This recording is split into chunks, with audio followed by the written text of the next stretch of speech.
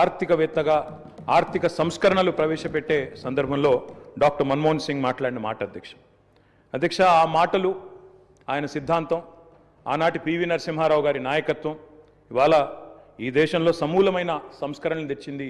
ఈ దేశంలో ఎన్నో రకమైన విప్లవాత్మకమైన మార్పులు కూడా వచ్చినాయి అధ్యక్ష.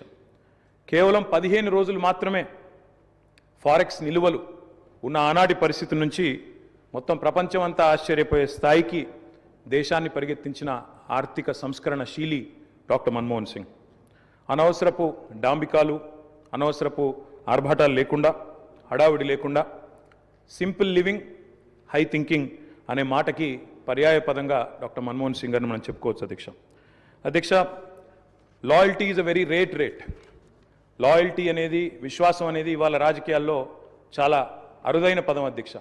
అట్లాంటిది తనకు అండగా నిలబడ్డ మరి కాంగ్రెస్ పార్టీకి జీవితాంతం సేవలు అందించిన ఒక మహానుభావుడు డాక్టర్ మన్మోహన్ సింగ్. ఎందుకంటే ఒక ఆర్థిక మంత్రిగా, తర్వాత ప్రధానమంత్రిగా 10 ఏళ్ల పాటు పనిచేసి మరి పూర్తి స్థాయిలో ఆ పార్టీ అధికారం కోల్పోయిన తర్వాత కూడా అంతే స్థాయిలో నమ్మకంగా, ఇందాక ముఖ్యమంత్రి గారు చెప్పినట్టు అవసరమైతే ప్రజాస్వామిక నిరసన కార్యక్రమాల్లో కూడా ఆ పార్టీ తరఫున ఒక సభ్యుడిగా పాల్గొన్న ఒక అభ్యుదయవాది, ఒక నిరాడంబర మనిషి డాక్టర్ మన్మోహన్ సింగ్ అధ్యక్ష. ఆయన ప్రధానమంత్రిగా ఉన్న కాలంలోనే మా నాయకుడు, మా పార్టీ అధ్యక్షులు, తెలంగాణ తొలి ముఖ్యమంత్రి కేసీఆర్ గారు దాదాపు ఒక సంవత్సరన్నర కాలం పాటు వారి క్యాబినెట్లో మంత్రిగా కూడా పనిచేశారు అధ్యక్ష.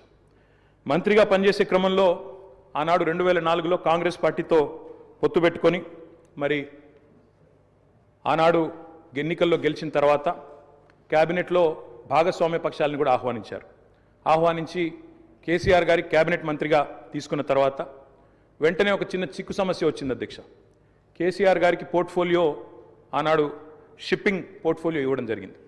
ఇస్తే వెంటనే డిఎంకే అప్పుడు వాళ్ళు ప్రధాన భాగస్వామ్య పక్షం యూపీఏలో, వాళ్ళు వెంటనే అభ్యంతరం లేవనెత్తినారు. మీరు మాకు కమిట్మెంట్ ఇచ్చారు, మాకు ప్రామిస్ ఇచ్చారు, మీరు వెంటనే మరి వారికి ఎట్లా ఇస్తారో అని అభ్యంతరం పెడితే కేసీఆర్ గారు ఒక్క క్షణం కూడా సంకోచించకుండా వెంటనే మన్మోహన్ సింగ్ గారి దగ్గరికి వెళ్ళి, డాక్టర్ గారు నేను వచ్చింది పదవుల కోసమో పోర్ట్ఫోలియోల కోసమో కాదు, నేను వచ్చింది నా తెలంగాణ కోసం అని చెప్పి వారికి తిరిగి ఆ షిప్పింగ్ పోర్ట్ఫోలియోని ఇస్తే ఆ రోజు మన్మోహన్ సింగ్ గారు అన్న మాట అధ్యక్ష, చంద్రశేఖరరావు గారు మీరు ఏ నిబద్ధతతో, ఏ సిద్ధాంతం కోసం, ఏ రాష్ట్రం కోసం అయితే వచ్చారో అది ఫలించాలి అని మనసారా నేను కోరుకుంటున్నాను. ఇవాళ ఈ నిర్ణయం మీరు ఏదైతే తీసుకున్నారో దీనివల్ల కూడా మీకు కూడా గొప్ప గుర్తింపు, గౌరవం వస్తుంది, మీరు ఒక కర్మయోగిగా గుర్తించబడతారని చెప్పి కూడా వారు చెప్పడం జరిగింది అధ్యక్ష. తదనంతరం 2004 నుంచి 14వ సంవత్సరంలో ఎప్పుడైతే తెలంగాణ రాష్ట్రం ఏర్పడ్డదో పెద్దలు చెప్తారు అధ్యక్ష, nothing can stop an idea who's time has come. అంటే ఒక గొప్ప ఆలోచనకు, ఒక అరుదైన సందర్భానికి సమయం వచ్చినప్పుడు ప్రపంచంలో ఏ శక్తి దాన్ని ఆపలేదు అధ్యక్ష.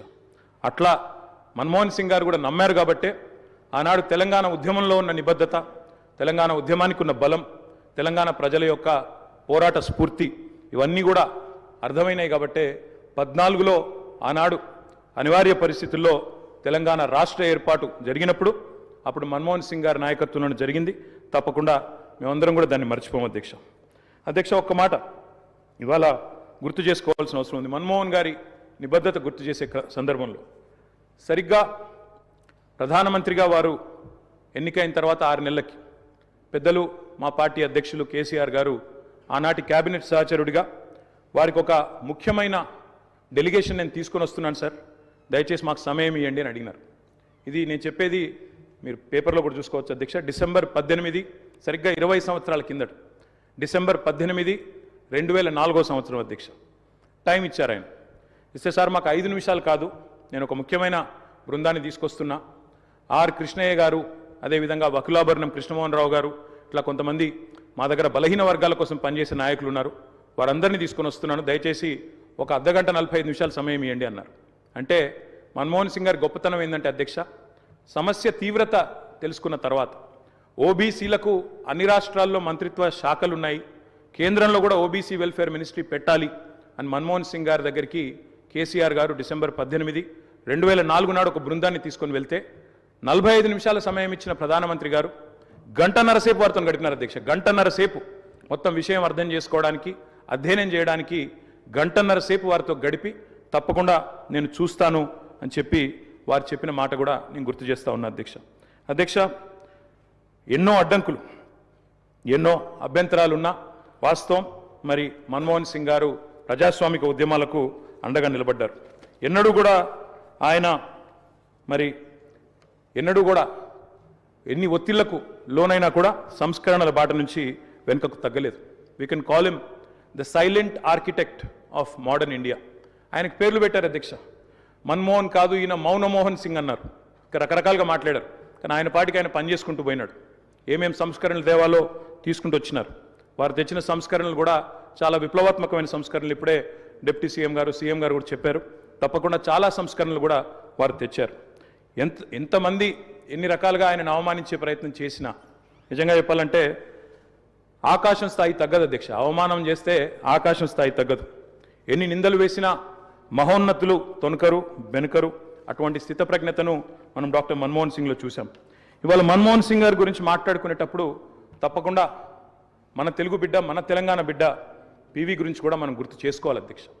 మేము మొన్న మా పార్టీ అధ్యక్షులు పెద్దలు కేసీఆర్ గారి ఆదేశం మేరకు పార్టీ వర్కింగ్ ప్రెసిడెంట్గా నేను, నాతో పాటు మా గౌరవ రాజ్యసభ సభ్యులు అందరం కూడా వారి ఇంటికి పోయాం, నివాళులు అర్పించాం. తెల్లారి అంత్యక్రియల్లో మేము కూడా పాల్గొన్నాం అధ్యక్ష. మొత్తం అంత్యక్రియలు ముగిసిన తర్వాతనే వారి కుటుంబాన్ని కలిసి పరామర్శించి మా తరపున కూడా సానుభూతిని చెప్పి వచ్చినాం అధ్యక్ష. కానీ అక్కడ పోయినప్పుడు ఒక మాట మాత్రం కొంత బాధ అనిపించింది అధ్యక్ష. మన్మోహన్ సింగ్ గారికి మొన్న జరిగిన వారికి గౌరవప్రదమైన వీడ్కోలు ఢిల్లీలో మన తెలంగాణ బిడ్డ పివి గారికి దక్కలేదు అనే బాధ మాత్రం కొంత అనిపించింది అధ్యక్ష. దయచేసి నేను ముఖ్యమంత్రి గారిని కోరుతా ఉన్నా, ఇది తెలంగాణ శాసనసభ. ఇప్పుడు మీరు అన్నారు తీర్మానం భారతరత్న అన్నారు, సంతోషం. అదే మాదిరిగా విగ్రహం పెడదామన్నారు. తప్పకుండా ప్రభుత్వం ఎక్కడ వారు నిర్ణయిస్తే అక్కడ మేమందరం కూడా వస్తాం అధ్యక్ష. తప్పకుండా అట్లాంటి కార్యక్రమాల్లో కలిసి పాల్గొంటాం. కానీ పివి నరసింహారావు గారికి కూడా ఢిల్లీలో ఒక మెమోరియల్ ఏర్పాటు చేయాలని చెప్పి శాసనసభ తీర్మానిస్తే మన తెలంగాణ బిడ్డ, మన తెలుగు బిడ్డ, మనవాడు పివి గారికి కూడా సముచితమైన గౌరవం కేంద్ర ప్రభుత్వం ఇవ్వాలి అనే ఒక ప్రతిపాదన కూడా మన శాసనసభ నుండి పోతే బాగుంటుంది. ఎందుకంటే ఢిల్లీలో అందరూ ప్రధానమంత్రులకు మెమోరియల్ ఉంది అధ్యక్ష, కానీ ఒక్క పివి గారికి లేదు. అదొక రకంగా మనకు అవమానం, మనకు తీరని లోటు. కాబట్టి ఈ తీర్మానంతో పాటు దాన్ని కూడా జతపరిచి పంపించినట్టయితే తప్పకుండా వారిని కూడా, ఎందుకంటే మన్మోహన్ గారిని రాజకీయాల్లోకి తెచ్చిందే పివి గారు, అట్లాంటి పివి గారికి కూడా ఒక మెమోరియల్ ఏర్పాటు చేయాలని శాసనసభ ఏకగ్రీవ తీర్మానం చేస్తే మన గౌరవం కూడా పెరుగుతుంది, మన సభ గౌరవం కూడా పెరుగుతుందనే మాట కూడా తెలియజేస్తూ ముఖ్యమంత్రి గారు పెట్టిన సంతాప తీర్మానానికి సంపూర్ణమైన మద్దతును, ఆ కుటుంబానికి మా ప్రగాఢమైన సానుభూతిని కూడా తెలియజేస్తాం.